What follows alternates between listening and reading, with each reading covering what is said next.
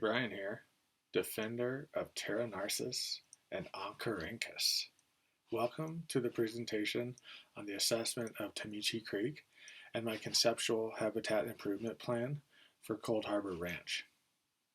Some background for those that have never heard of Cold Harbor Ranch or Tomichi Creek. Tomichi Creek is a 71-mile tributary of the Gunnison River with its headwaters on the western slope of the Sawatch Range. The Sawatch Range harbors many 14,000-foot peaks and receives up to 34 inches of precipitation per year, mostly as snow. Cue despair. Recent articles say that the Colorado River Basin is headed towards a potential crisis, water calls, and low reservoir levels never previously seen. This spells trouble for our friends Terry and Onco. But wait. Cold Harbor Institute has provided me with the resources and support to help address this issue, and just 7 miles east of Gunnison is a living learning laboratory, Cold Harbor Ranch.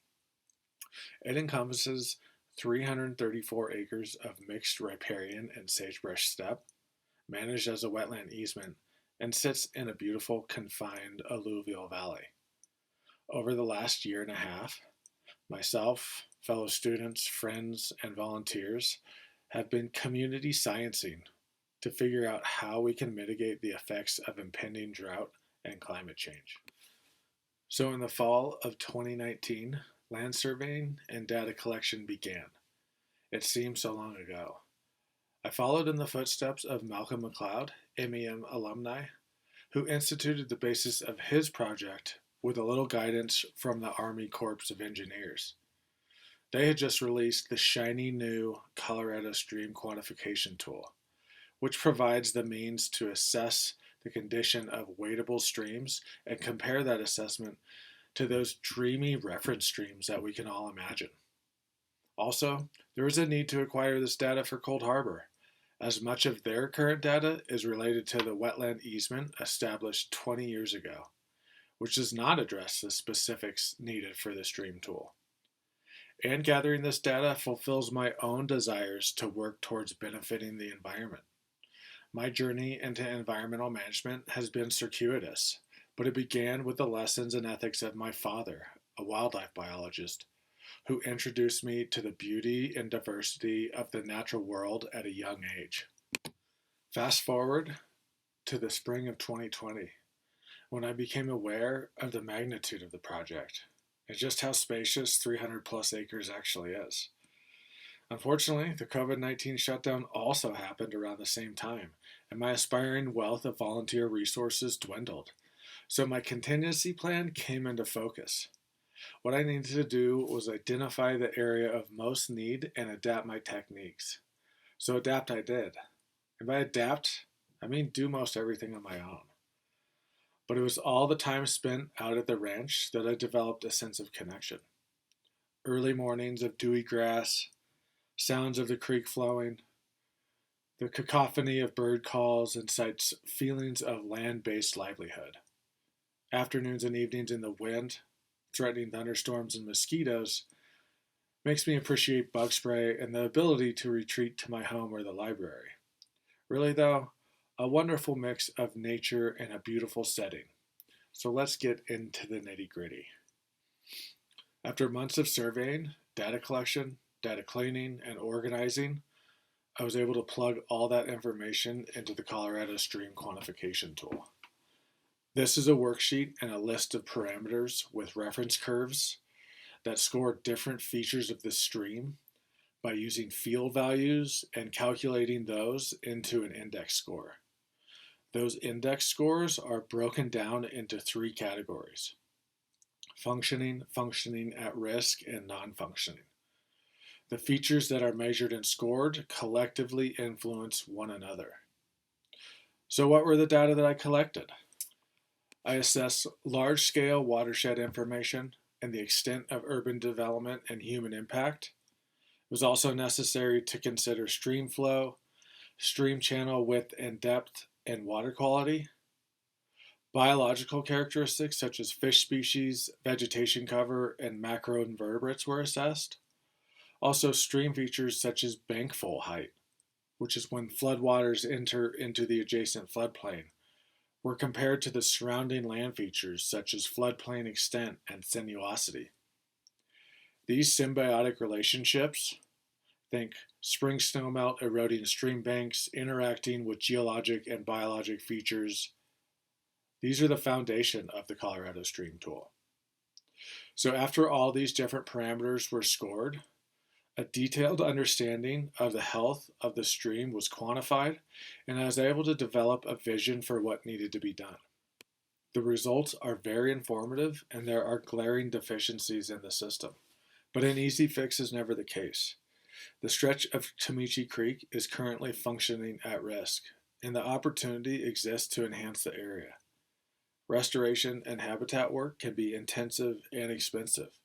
I needed to build a framework to engage community members and use students and local professionals to build resiliency into the river system.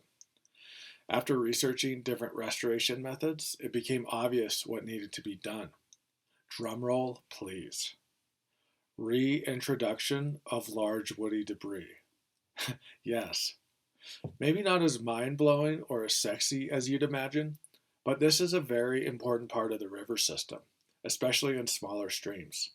And it is a critical component of fish habitat, slowing water during peak flows, and increasing habitat complexity. Respectively, large woody debris can develop and increase pool depth, which benefit fish by providing shade and cooler water, increase base flows through groundwater release, and can benefit Terry and friends, vegetation, and wildlife by maintaining more water in the system. Unfortunately, it's not as easy as throwing a bunch of logs into the river, though I wish it was. The Habitat Improvement Plan will require additional research on large woody debris implementation so that resources don't get flushed away with the next big spring flow. Consultation with hydrologists and restoration practitioners will be necessary. Hydrologic modeling will help to decipher the impacts to stream banks and potential erosion issues, and the use of heavy machinery will be required in some locations. However, this initial plan is aimed more at increasing habitat than changing the downstream hydrograph. Sites for habitat improvement have been identified, and different options to acquire appropriately sized large woody debris have been considered, and local contacts have been made. My surveying data has created stream bed profiles which have helped decide the locations of habitat improvement sites. LiDAR data was used to show potential increases in wetland habitat, and my conceptual design will help guide future restoration work. Overall, there is still much work to be done, but with the baseline data now gathered, moving towards a more resilient system can hopefully slow the impacts of drought and a changing climate. Further, we can maintain and enhance current fishery goals, provide a framework for other Gunnison Basin habitat improvement projects, and continue monitoring and data collection to meet the needs of students, Cold Harbor, and community scientists.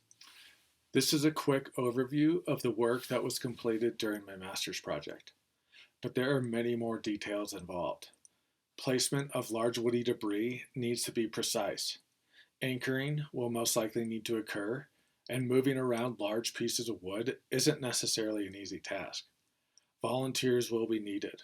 This will also take time. The project should be broken up into phases so that monitoring can occur. We want to make sure the health of the stream increases. There is a substantial amount of research that says large woody debris benefits the system. There is also research that says if not properly implemented, it can decrease the function of the system. With that, continuation of this project will provide opportunities to learn about aquatic ecosystems and habitat restoration.